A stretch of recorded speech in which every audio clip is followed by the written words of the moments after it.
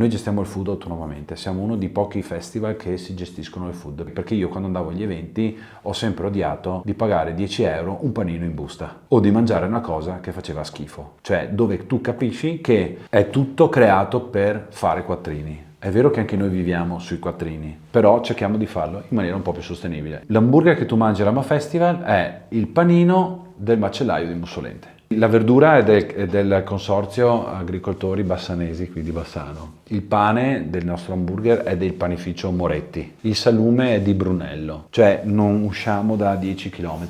Quindi a parte le patatine fritte, che quelle non è che... Però di fatto tutti i prodotti che noi abbiamo all'80% sono da qua, sono del territorio. Questa è una grande propensione imprenditoriale, locale. Anche la pasticceria, abbiamo avuto la pasticceria qui di Mussolente che ci prepara tutti i dolci, i tramezzini sono fatti alla mattina, cioè io a sta roba ci tengo, guadagniamo meno perché alla fine, ripeto, non è solo quattrini. Questo è per rispondere alla domanda, come hai fatto? È cercare di coinvolgere le persone, parlarci, spiegare, avere relazione di fatto.